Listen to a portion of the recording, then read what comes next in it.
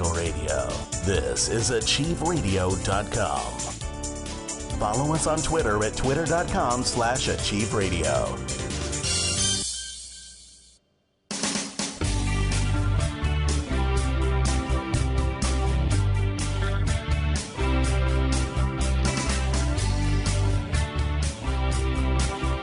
Across the realms and around the world, welcome to Outside the Box. Tonight, your host and vessel of spirit is Nancy Zilversmit. We hope that you will learn to have the strength and courage to step outside the box and dwell with spirit, and to leave the old beliefs that hold you down behind you and rediscover your spirituality in new ways.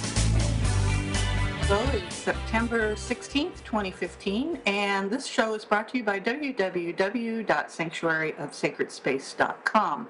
Upcoming events, we have Exploring Your Past Lives class coming up. It is a 6-week class, and it does involve past life regression, past life therapy, past life healing, and past life channeling, and an astrology report, and learning what things in your present life tie to your past lives and how to recognize those moments in your current life as they are happening that actually are things that have carried over to your past life, from your past life, and how to journal those, and how to break patterns and get rid of those things that no longer serve you in this lifetime. And so that is what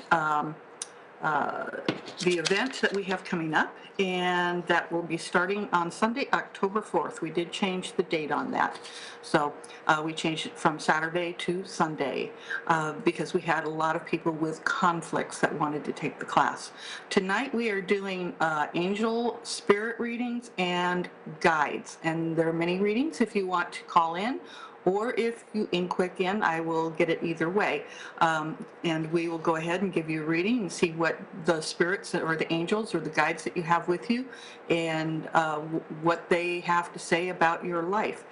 So you can do that and you can call in on that.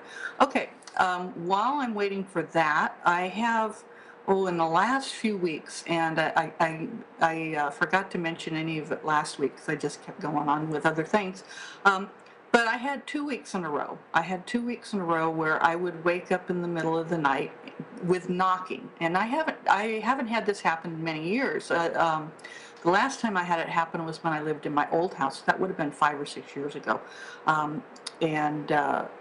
5 or 6 years ago, after I'd had surgery, and I came home from my surgery after being a week in the hospital, and I had banging on the door, and nobody in the house was hearing it except me. And I had to ended up going to the door and saying that you're not welcome here, you need to leave. And basically it stopped. There was nobody out there. I looked out the window, I looked down the street, it was dead. It was in the middle of the night. Well, had that happen again for 2 weeks in a row. Let's see, about 3 weeks ago and 2 weeks ago. And it happened just once a week where my bedroom door, my bedroom is right next to one of the exits to the carport. I do have doorbells that do work on my house, so they didn't ring any doorbells, and it was just banging on the door. And it woke me out of a dead sleep, banging on the door. And I would get up and I would go out and I'd look, and I even, I looked out the window. You do not open the door when that happens. Definitely not. Safety reasons if it's a physical person, but if it's a spiritual being, you don't want to be asking it to come in, especially if it's banging on your door. It's usually not a good thing. It can't get in any other way, so it has to be invited in.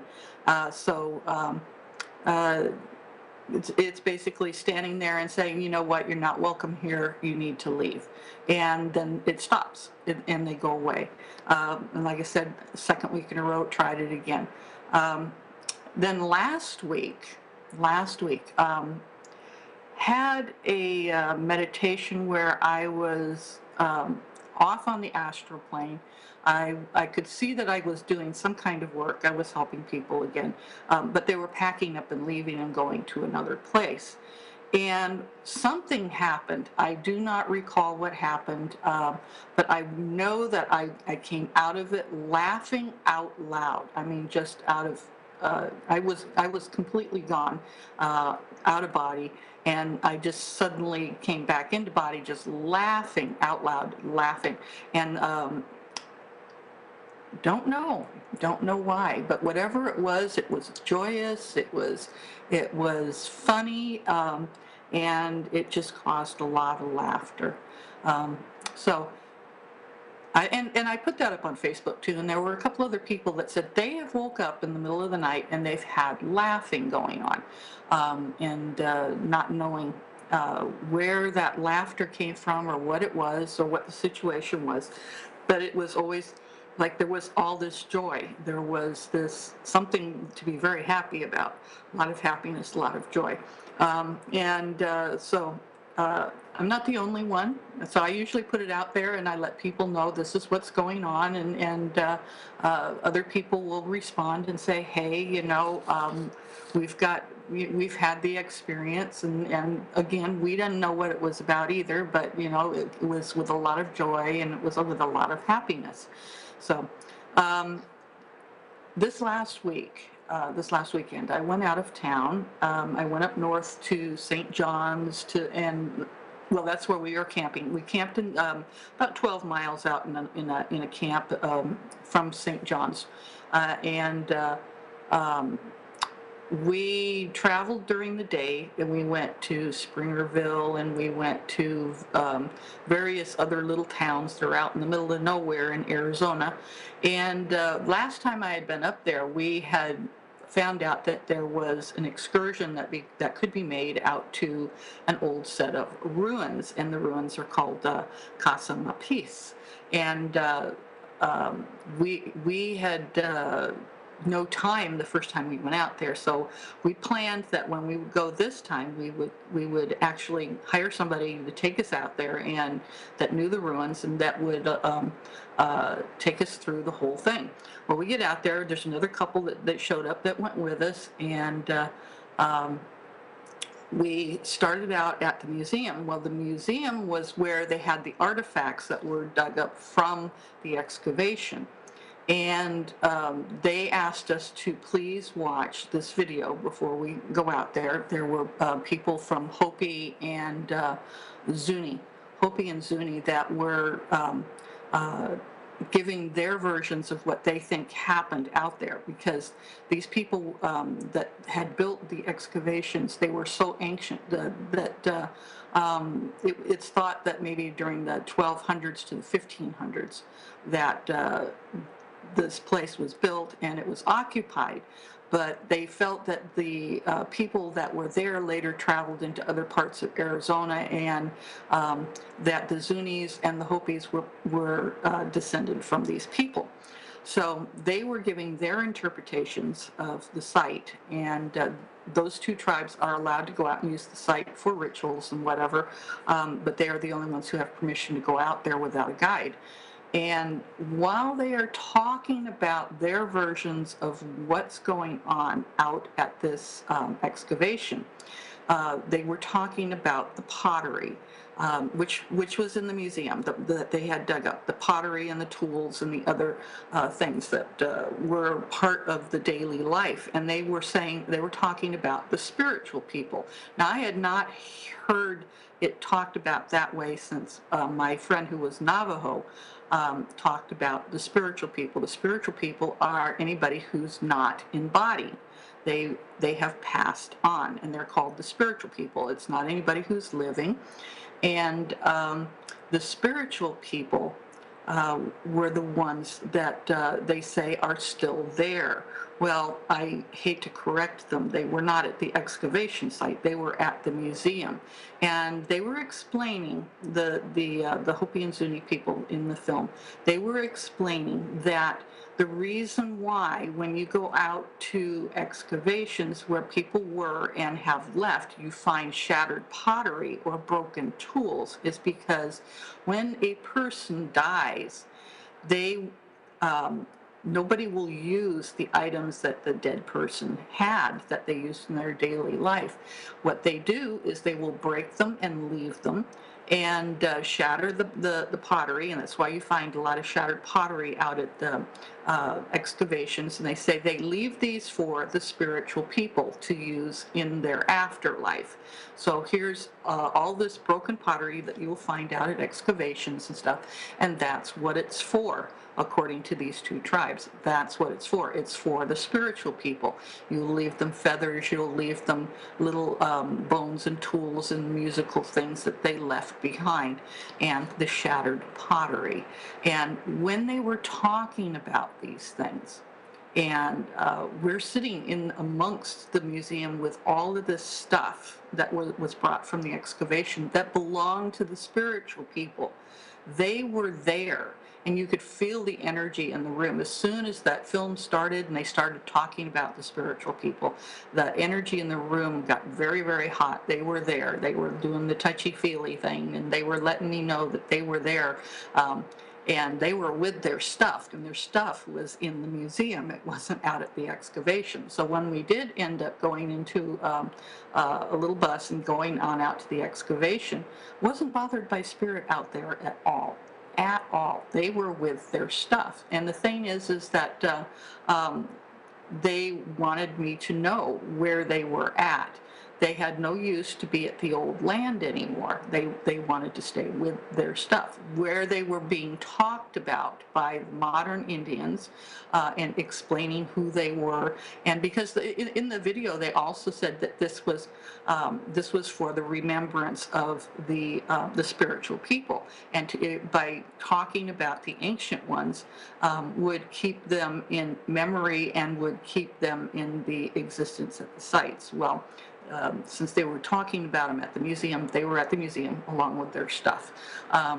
They probably would show up at the excavation site for rituals that were being done by the two tribes that are allowed out there. My companions, when we got out there, decided once we started the climb that they couldn't make the climb, so the two of them went back down, and I went up with the other couple and the guide. And if you ever go, it's very, very interesting because they explain, and they said that they've had Native Americans come up there and work with them as to what certain things in this excavation mean. There were many, many petroglyphs, many special rock areas that were built or that were natural, and the petroglyphs were put on them. And they had actually had somebody come out and spend a year out there for the sunrise and the sunset, and to figure out what all of these things were. There were rocks that were for the solstice, for the winter, and for the spring, and then there were other celebrations of the moons and the planets and the sun. And there was a huge oval room at the very bottom of the excavation when we came back down off of the top. It was a long climb up and then the long climb back down. And they had 5 entrances, and each entrance had a significance in the calendar. By having this person that came out there and that specialized in solar happenings, he recorded what happened with each of these events that happened with each of the entrances. So each entrance had significance. There was a kiva, huge kiva with a bench. We were not allowed to sit on the bench because it was a natural bench. It was several hundred years old. And everything was put together, fitted rock, no mortar, no anything holding these rocks together. They're still standing, an entire wall around 14 acres, and then several buildings. The roofs are gone, and some of them were probably a couple stories tall. No doors on the lower levels, as the entrances would have been off the roof and lowered from ladders and stuff. This was a security thing. But no spirit out there while I was out there. It was all back at the museum. Very interesting, because there's been a lot of different sites that I've gone to in the past where the spirits are still at sites. except for this one where they were explaining that the people stayed with their stuff. So very interesting if you ever want to go to something like that. So if we have no calls, if nobody's interested in a reading today, I will go ahead and talk about other things that I've had going on, and also about the past life stuff. Now, if you've listened to any of the previous shows, and I would advise that you go back into my archive, because I have shows where I talk an entire hour on a particular subject matter. Sometimes I have interviews with people. Sometimes I have clips, audio clips with people, and they're very, very interesting, and they cover a wide variety of subject matter. So they aren't on YouTube, but they all are on achieveradio.com /outside. Or if you go to the iTunes, Apple Store, all of my recordings are there as well. They don't have video anymore, but they are recordings. So all the audio is there, and with all the titles of what everything is. So if you have a particular subject matter, if you can't listen to the show live and you want to go back into the archives, I refer people to the archives all the time. And every now and then I get an email from somebody, yes, I have listened to your archives. And then they'll ask me questions either on Facebook, or they'll email me off of my website, which is www.sanctuaryofsacredspace.com. You can contact me there as well. Anyway, I've kind of taken a break from classes this summer, and we are just getting back into the swing of things. And like I said, the past life class is going to be the first one. And I'm hoping that when the class runs, that some of the students will be available for either recording an interview with me or being live on the air. Some of them do work, so it would probably have to be pre-recorded, along with some clips of the past life regressions and some of the other things. And they do get very, very interesting, because it does come out of the person themselves. I am not telling them what to do. I am just guiding them through past life regression.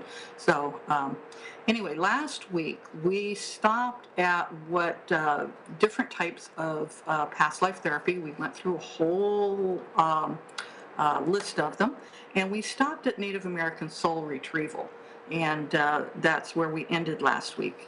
The other piece for a different type of past life therapy is automatic writing. And there are people who, with practice, can clue into a past life by first you center yourself, and you do a prayer to your divine and to your angels and guides and whoever they are. And sometimes your guides are your past lives. A lot of people don't seem to realize that, but our past lives sometimes come forward. They come forward in dreams. Sometimes they come forward in meditation. If you set the intention for them to come forward, they will. And when you specifically ask, and you're wanting to do automatic writing, if you have the gift to do automatic writing, and some people, they can develop it even if they don't have it as an automatic gift. They can develop that gift by just communicating, doing a prayer, setting an intention first, and then having a paper and a pencil in front of them. Or if you do yours on the computer, I do it both ways. Sometimes I will do it pen and paper. Sometimes if I have a computer there and it is my intention to sit there and write, then I will write with spirit. And there's been a lot of times where I have gone back and read something after I put it away for a while and picked it back up several months to several years later and going, I don't remember writing this. It's because it wasn't me. It was automatic writing on subject matter that I normally would not have written. But it's setting the intention of your past life. You want to communicate with a past life. Well, also set an intention as to why you want to communicate with that past life. Do you have some kind of fear? Do you have some kind of phobia? I have a client after this show today that's going to be coming in that has a fear and phobia thing, and where is that coming from? So it's like you want to know, and you're asking your past life You're asking, you can connect to your higher self. Your higher self is already connected to your past lives, and you can ask that past life to come forward and uh, give you examples of what happened in their lifetime. Ask them questions. What year are you from? What gender are you? What's your skin color? What's your hair color? What's your status, your social status? And it can be very interesting when you're asking these things, because the first thing you hear, write it down or type it if you're using a computer, and don't doubt it, don't rearrange it, just write it down.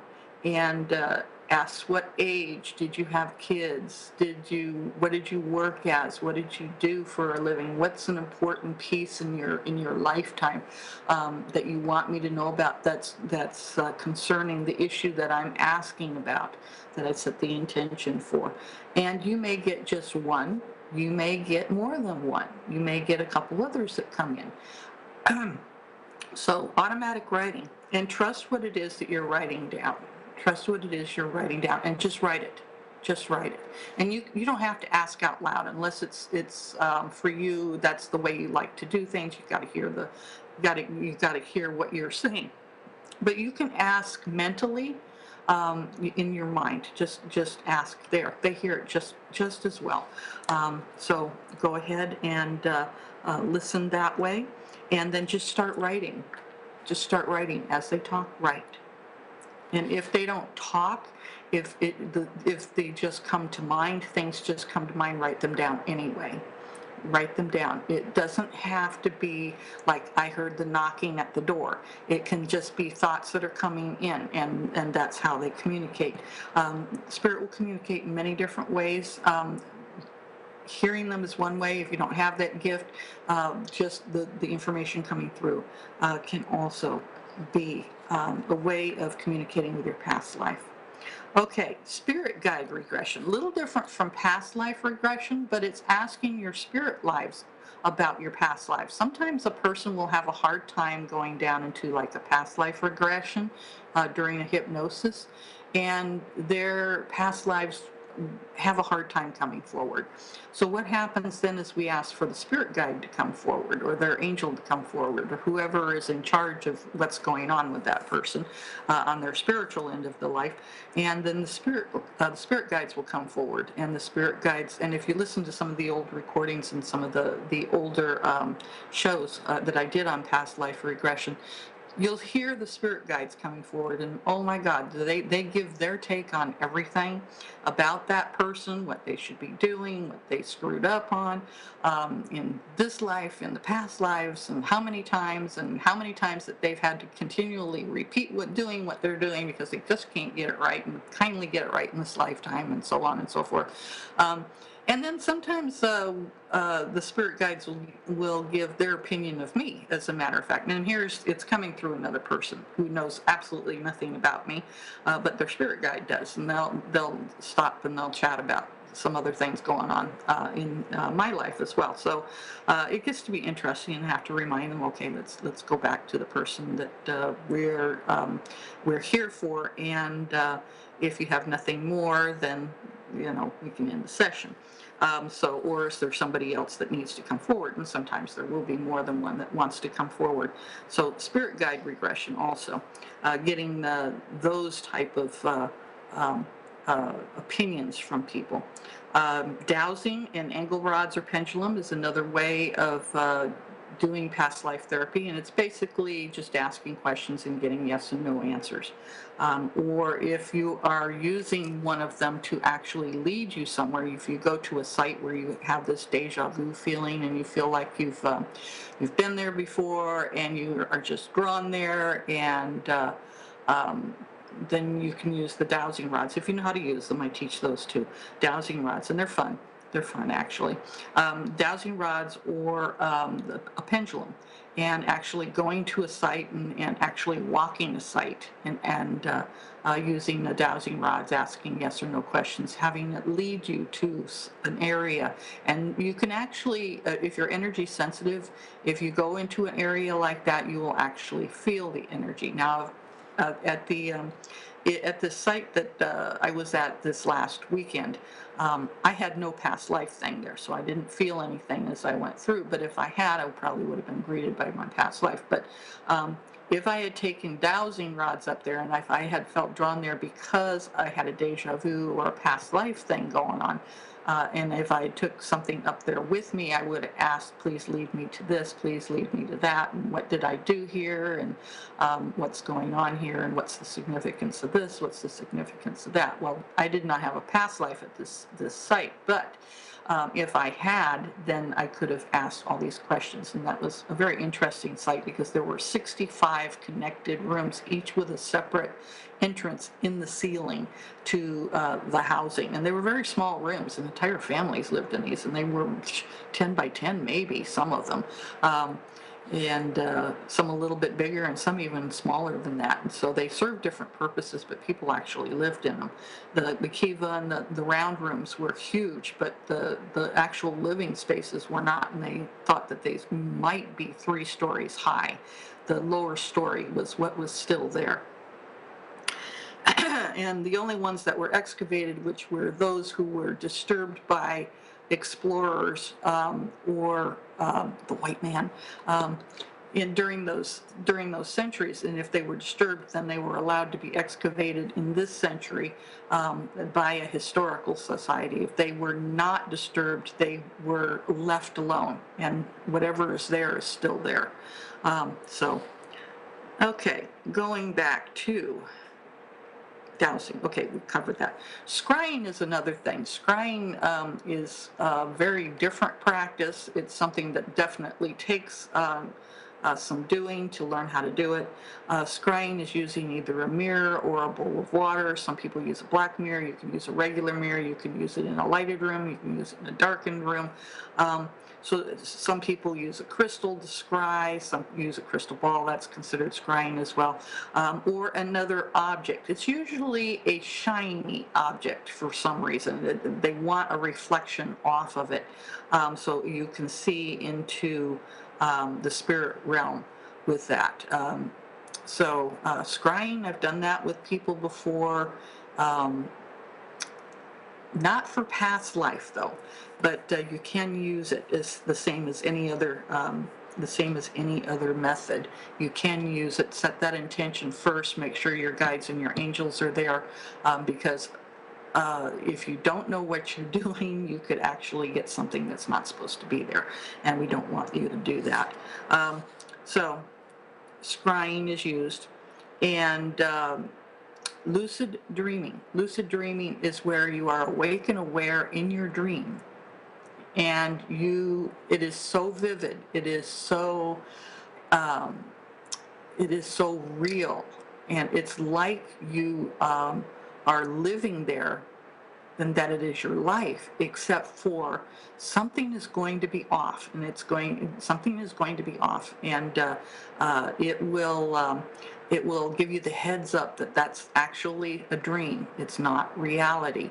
It's a dream. So lucid dreaming. Lucid dreaming is a lot more than that. I think I've done an entire show on lucid dreaming in the past, but I was a lucid dreamer from the age of 12 to the age of 48. And when Spirit decided that they were going to cut that off, I don't do that anymore now. I have visions, meditations, and other types of things. But the lucid dreaming, I was awake and aware all night of my physical environment, but I was also in my dream environment and had full control of it. So lucid dreaming is another thing. Conscious daydreaming. Conscious daydreaming is another form of meditation. Also, it's like you're someplace else, but you're wide awake, and stuff comes in, information comes in. Sometimes we see things. Sometimes we get the flash of a motion picture. Sometimes it's like you're seeing photos, and so conscious daydreaming, deja vu. I've been here before. I know this person. This is past life. Some people mistake their past lives for soulmates. Please don't do that. Just because you have a deja vu with somebody doesn't mean that that they're your soulmate. It just means that you have been with them in a past life. It may not have been romantic. It may not be your soulmate. It may not be your twin flame. It's just somebody that you know from a past life, and you can walk up to this person and they're a total stranger and feel like in a couple of minutes that you've known each other forever. That's one sign. That's one of those conscious signs. The other one is uh, walking up to a person, introducing yourself to them, and you suddenly you realize that it doesn't take a few minutes or anything. It's just like you know each other. You know each other. And they'll have the same feeling usually immediately at the same time. They'll have the same feeling. So, deja vu. Been there, done that, been with this person, deja vu. Imaginary friends as a child, okay? You got to be careful with the imaginary friends thing because sometimes it's past life, sometimes it's an angel, sometimes it's a guide or a guardian, and sometimes it's none of those. And it's so you got to listen to your child. What are they telling you? And that's one thing I'm going to talk about for a second is that people don't listen to their children much anymore. You have to take time. If a child has something they need to say, don't squash it. Okay? Listen to what they are saying. If it's something that you can help them with, then do it if you are spiritually gifted. If it's a phobia or a fear, be a good listening parent, okay, and see what you can do about it. If it's something that you can't do, get some help. Get some help from somewhere else. They have a show on TV, and I've only watched it a couple of times and decided, called The Whispers. And it deals with what are considered imaginary friends. And they turn out later that they're aliens if you go way into the end of the season. But it's been out there for almost an entire season now. And it deals with these children thinking they have imaginary friends. And then it turns out to be something totally different. So listen to your children. I've had people also who've had imaginary friends, and then they've had the alien abduction thing going on. So listen to your children, also your animals. Also your animals. Your animals know when something else is in the room. If they are barking at a spot up on the wall, something is there, okay? Something is there. If they are growling, they hear things, they see things. So listen to your children, listen to your animals, because the animals are very much connected to the spirit world. Children, when they are younger, are still have a lot of connection. As they grow older, that goes away sometimes, unless it's a family that kind of nurtures that kind of thing. And so, yeah, listen to your children. Even listen to adults, because adults sometimes have some issues as well. Dealing with spirit coming to them, or not an imaginary friend. They wish it was. They wish it was. I've got some clients that I've known for several years that would just like to ignore the fact that there's spirits in the room, and they appear in different ways for different people. Some get the full view, some get just a light, some get a flash, some get a shadow. It depends on what's going on with the person and how they're engaging with spirit or their angels or whoever it is. Some people it just scares the crap out of them. They don't want to deal with it, so I have to talk to them about that. And other people just totally engage in it, and depends on which way that they totally engage in it. So going back to the past life stuff. Sometimes the hypnosis regression, it uses a process to redirect a person's focus to bypass the cognitive mind and reveal unconscious events. Okay, so what it does is it gets you out of your ego. It gets you out of your ego. And I've only had 2 people over the years that were not able to go under, but mostly because of fear. mostly because of fear. Um, and unless they would get over the fear piece, then there was nothing that you could do to go under it, get them to go under for regression. But there are other ways of doing it, and readings are one way of doing that. Something that they are more able to deal with, reading of the energy, a reading of the pain on a person. And when you read the energy and you go right to where they're having pain, they don't tell you ahead of time. You ask them not, please don't tell me your medical history or anything like that. You go directly and you can feel the energy in an area of the body, and then you can do a reading on what's going on with that energy.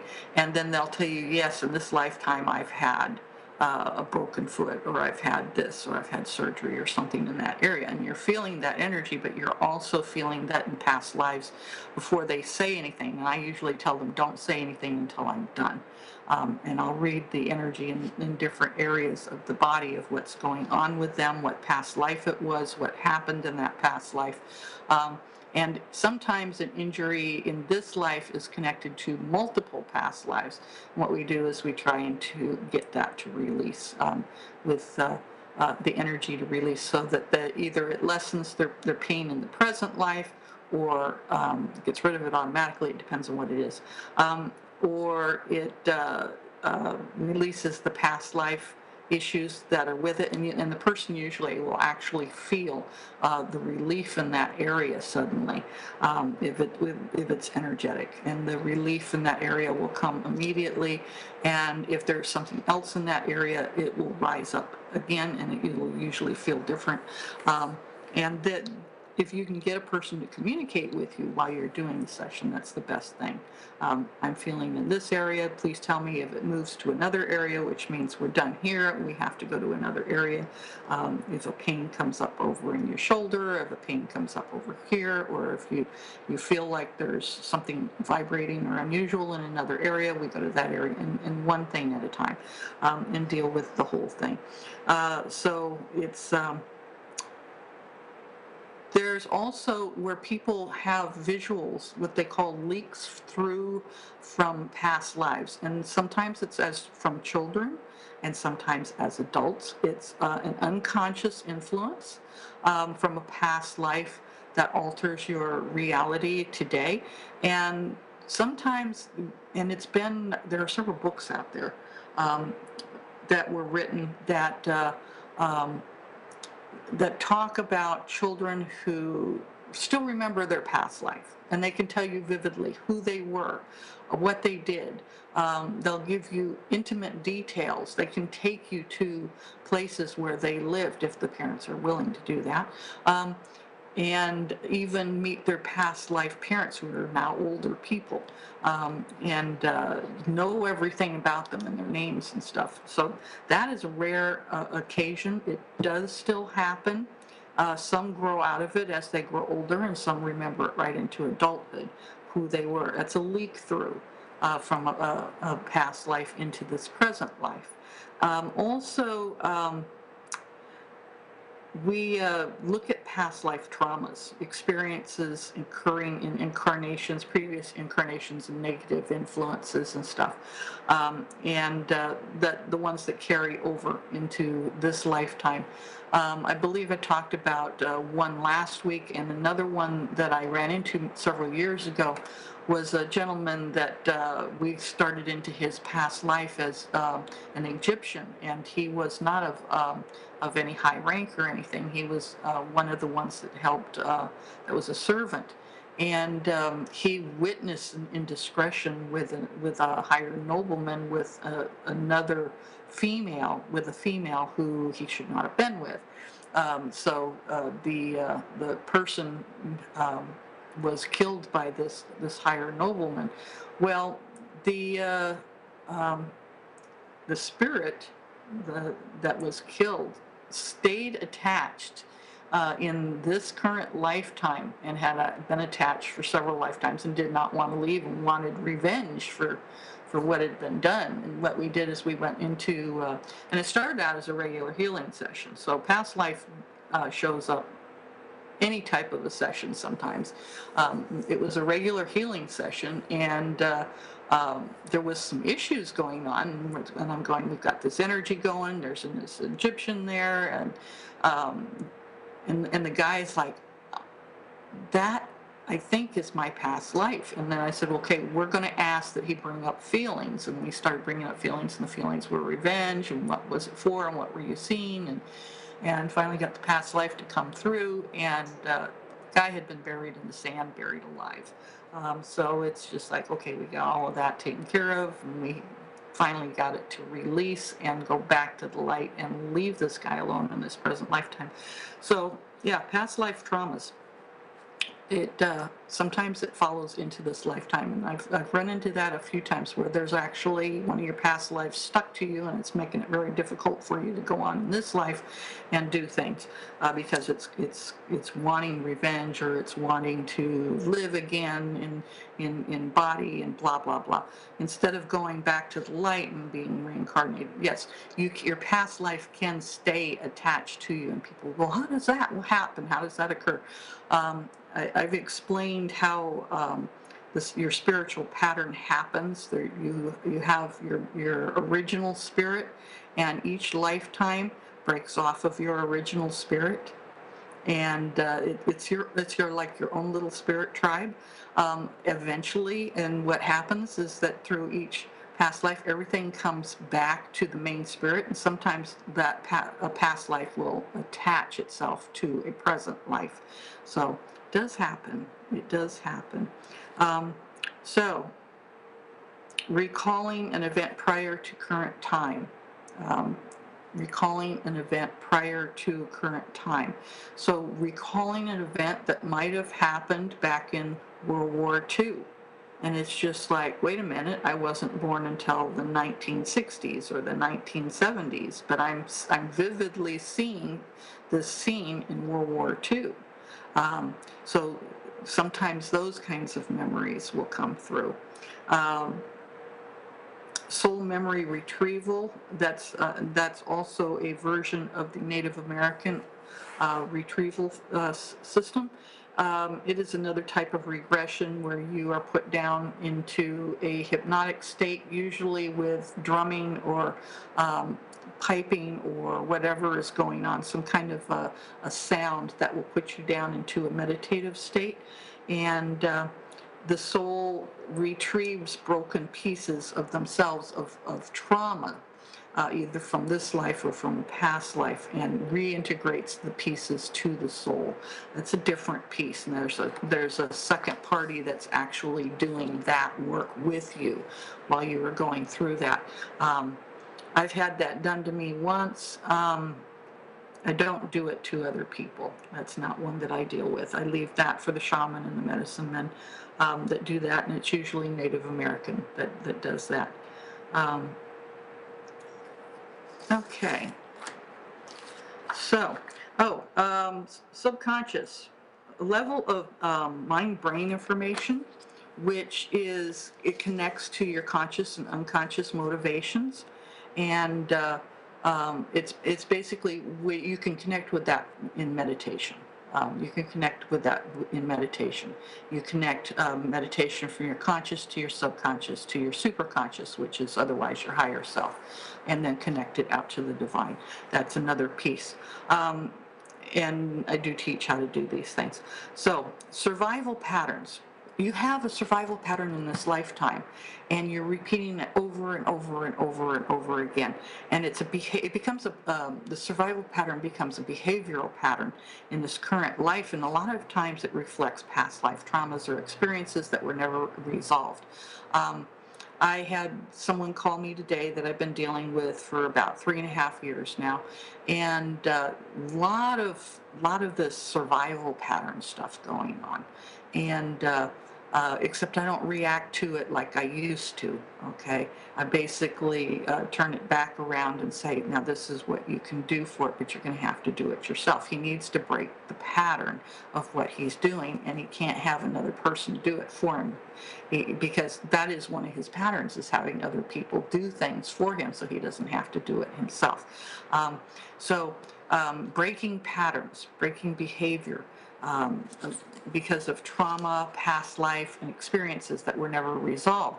So they can be destructive, they can be addictions, they can be eating disorders, they can be obsessive compulsive behaviors, they can be abuse of either child or spouse or just people around you, they can be self-mutilation, chronic pain or illness, and they can be self-defeating patterns of behavior on a very, very deep level where it's perceived as necessary for survival. A person just thinks that that's what the way it is, and that's how that's got to be happening. And there are people that I can't be with somebody, I can't connect with somebody, I can't have a relationship because I'm not meant to, and they don't know why. They don't know why that they're not meant to, or they feel that there's a spirit telling them that they can't have, or they can't do, or they can't get to a successful piece in their life. They can't have nice things. They were meant to be poor, and breaking these past life patterns and getting people to move out of that pattern to be successful, to understand that they're allowed to be better than what they are, that they're allowed to have relationships, that they're allowed to move up in life, that they're allowed to have things, they're allowed to be thought of as beautiful. There are people that have self-esteem issues as well, that they think that they're not good looking, or they're not attractive, and the thing is that there are other ways of breaking the patterns, but the patterns usually come out of past life. Sometimes it's present life that's also enforcing it, but and they accept it as truth because they lived it before, and it becomes natural to them. And so they think that this is the truth. This is all that they can be. This is all that they know, that they can't be better. And these are survival patterns. And they may include lying. They may include constantly creating stories of things that aren't true. And you want to be a successful writer, you can turn those stories into something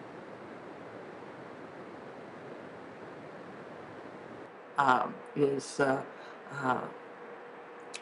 is something that if you lived through this stuff and you write it down, this is another piece. Write things down like these. If you have these survival patterns, and write them down and keep a journal of them, it helps get through these things and realize what you're doing, and if you improve, and if you get around people that can help you through these. And sometimes past life regression, sometimes regular hypnosis will work, sometimes therapy, sometimes support groups help with these. It just depends on what works for you, and each individual person is different. So survival patterns that come out of past life as well.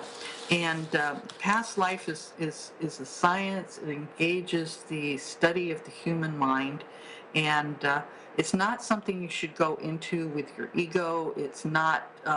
It should not be pursued by a person as a pleasure thing. It's if you actually have an issue that, or an intention, or something going on that you want to take a good look at. If you're just doing it because you want to amuse yourself, you think it's a fairy tale, you think it's you know, that it's nothing at all, that it's all made up, then you should probably not pursue it. But usually when you put a person under hypnosis and they go out and they're doing all the talking, and I record it for people when I do that, and then I play it back, and they're going, wait a minute, and I'm going, this came out of you. If you hear my questions, I'm just asking you who you are, where you are, what you're doing, what's important in this lifetime. And I'm asking you what happened, you know, when I take it to the end of the lifetime and into the next lifetime, and so on and so forth. I said all the answers are coming out of you. It's really a wake-up call to people that maybe didn't believe in it when they came into it. And I usually will discourage a person if they're just, if they come into it with an ego, or the fact that they're just, it's all a game and stuff. And I'll usually discourage a person. But if I talk to them for a while and then there's actually something behind the facade that they're putting on, then I'll actually go into a past life session with them. And they're usually quite amazed when they go into these sessions. I had one gentleman, he didn't poo-poo it or anything. He literally wanted to know what his past life was, because he had some issues in this lifetime. And he wanted to know what his spiritual origin was. His spiritual origin came right through. And it wasn't what he expected it to be. And it's a good thing that I recorded the session, because even after he heard the recording, he had a hard time believing that was him. But I said, there's nobody else in the room except you and me, and I'm recording this. And his spiritual origin was alien, it was reptilian, and he says, no, I couldn't be. Reptilians are bad. And I'm going, no, they're not. Not every one of them is bad. There are good reptilians, there are the bad reptilians. There's both sides to the coin. I said, because when it started talking, it came through with the the hissing and the reptilian type voice thing. And he says, but I'm a person, a being of light. And I went, well, this reptilian wasn't bad when it came through, and it gave you some answers. So as to what you were looking for. It's just you asked for your spirit origin, so your spirit origin came through and gave the answers. So you got to watch what you set for an intention when you go into a session. Sometimes you'll set an intention and you'll want to know why you're drawn to a certain place, a certain person, or have a certain problem in your lifetime. And then those are the things that come forward. But other stuff comes with it. You learn a lot about your present life by going through your past lives. And it's a very, very eye-opening experience. Very eye-opening experience. And there are many ways. Keep track. If you're going to go seriously into a past life regression class that also does therapy and healing and everything, keep records of what you go through. Keep records of what you go through. Of course, you get a recording, but and you get printouts with the astrology stuff, but you do also get homework, and find out what your spiritual origin is. That's one thing. Find out what generation of spirit did you originate from. There's first generation, second generation, third generation, yada yada. Chart your past lives, and you can put them into a timeline, and this is a reason why we ask also, what year is it? And if they can't give you a year, if they didn't keep track of years in that lifetime, then you start asking for, what does the environment look like? What are you wearing? What are you doing? And that kind of gives you some idea of what era that they're out of. Are they Bronze Age? Are they older than that? Are they medieval? Were they illiterate? Were they royalty? And usually the higher class knows what year it is. And the more literate they are, the more they know what year it is. And I'm talking about the past lifetime, not the present lifetime. Present lifetime could be entirely intelligent and aware of everything, but the past lifetime might not be. So we've had past lifetimes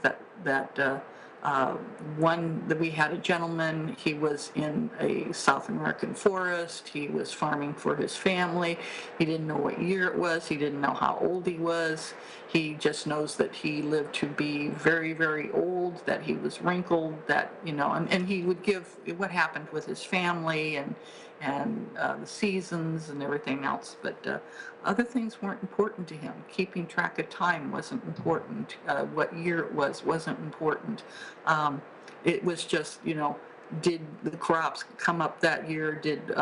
Was there a birth? Was there a death? What happened in the life? Was there a drought?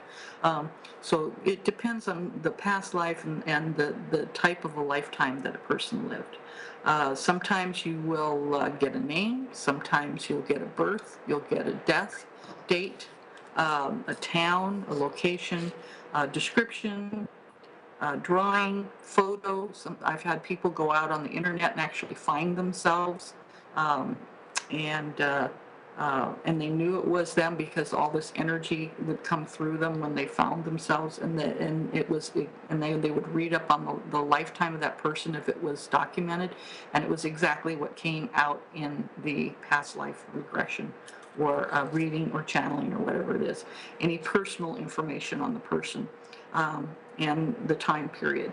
So where can you receive your information? It can be channeled, it can be a reading, it can be a past life regression, it can be past life therapy, and there's many different ways of doing that. Could be past life memories, could be introduced by a spirit, and again, it could be your spirit guide, it could be your spirit origin, or some other method. Very interesting as to how we can get there and how we can figure out what our past lives are. So see you next week, and don't know what the subject matter is, but I hope you join us. Thank you.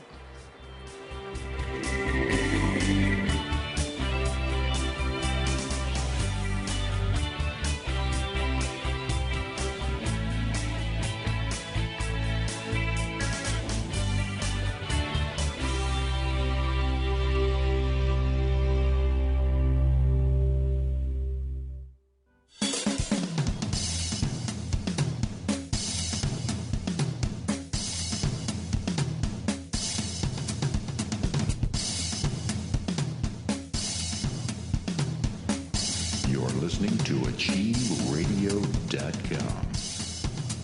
A new drummer for a new awakening.